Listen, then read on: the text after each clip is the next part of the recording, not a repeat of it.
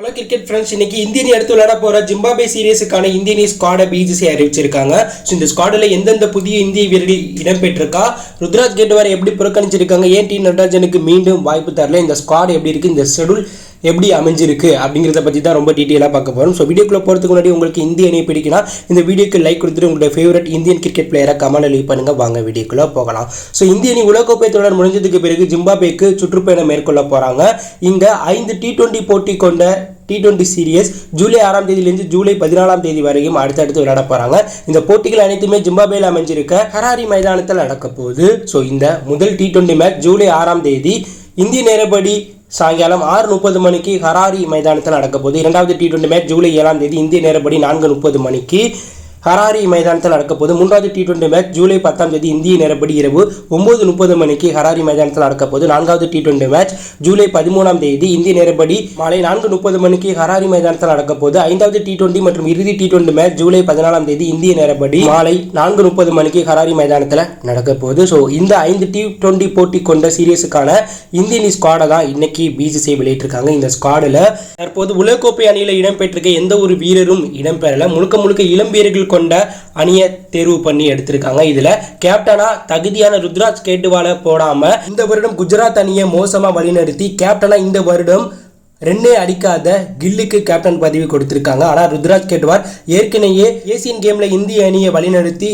Gold medal வாங்கி கொடுத்திருக்கார். அதே போல சிஎஸ்கே அணியை இந்த வருடம் சூப்பராக வழிநடத்தினார். மேலும் இந்த வருடம் அதிக ரன் அடித்த வீரர்கள் பட்டியலில் கேப்டனா ருத்ராஜ் முதலிடமும் விராட் கோலிக்கு அடுத்த இடமும் பிடிச்சி சாதனை படைச்சிருந்தார். ஸோ அதெல்லாம் கருத்தில் கொள்ளாம ஃபார்ம் அவுட்ல இருக்கக்கூடிய கில்லுக்கு கேப்டன் பதவி கொடுத்திருக்காங்க. இதுலேயே தெரியுது பிசிசியோடைய அரசியல் என்னன்னு.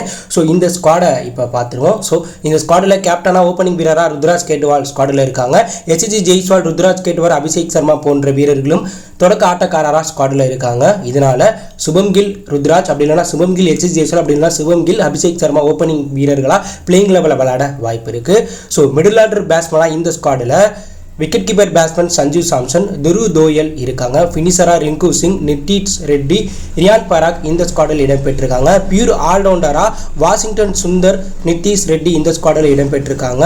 பியூர் ஸ்பின் போலரா ரவி பிஷ்னாய் இந்த ஸ்குவாடில் இடம்பெற்றிருக்காங்க. ஃபாஸ்ட் பவுலிங் அட்டாக்ல ஆவேஸ் கான், கலீல் அகமது, முகேஷ் குமார், சிஎஸ்கே வீரர் தேஷ்பாண்டே இந்த ஸ்குவாடில் பந்து வீச்சாளராக இடம்பெற்றிருக்காங்க. ஸோ இதுதான் இன்னைக்கு பிசிசி அறிவித்த இந்திய அணி ஸ்குவாட். இந்த ஸ்குவாடில் இந்திய அணியில் முதல்ல ஐபிஎல்ல சூப்பராக விளாண்ட நித்தீஷ் ரெட்டி, ரியான் பராக், அபிஷேக் சர்மா, சிஎஸ்கே வீரர் தேஷ்பாண்டே போன்ற வீரர்களுக்கு வாய்ப்பு கொடுத்து முதல்ல இந்திய அணியில் அவங்க இணைஞ்சிருக்காங்க. ஆனால் இவங்களுக்கெல்லாம் பிளேயிங் லெவலில் வாய்ப்பு கிடைக்குமா அப்படிங்கிறத வெயிட் பண்ணி தான் பார்க்கணும். மேலும் இந்த ஸ்குவாடில் பெரிதும் எதிர்பார்க்கப்பட்ட ஷேயஸ் ஐயர், அயம் யாதவ் போன்ற வீரர்கள் இடம்பெறல. விக்கெட் கீப்பராக சஞ்சு சாம்சன், துருவ் ஜோயல் இடம்பெற்றிருக்கிறது பாசிட்டிவான விஷயமா பார்க்கப்படுது.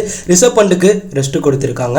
மேலும் இந்த ஸ்குவாடில் ஐபிஎல்ல சிறப்பாக விளாண்ட KKR வீரர் வெங்கடேஷ் ஐயர், மும்பை வீரர் திலக் வர்மா, RGB வீரர் ராஸ் படிதர், GT வீரர் தமிழ்நாட்டை சேர்ந்த சாய் சுதர்சன், RR வீரர் சகால், KKR வீரர் ஹர்ஷத் ராணா போன்ற வீரர்கள் ஐபிஎல்ல சிறப்பாக விளையாண்டாலும் இந்த ஸ்குவாடில் இடம் கொடுக்காதது பரபரப்பை கிளப்பியிருக்கு. மேலும் தமிழ்நாட்டை சேர்ந்த வருண் சக்கரவர்த்தி இந்த ஐபிஎல்ல ஸ்பின்னராக KKR அணிக்காக அதிக விக்கெட் எடுத்து சூப்பராக பந்து வீசினார். அவருக்கும் இந்த ஸ்குவாடில் வாய்ப்பு கொடுக்கல.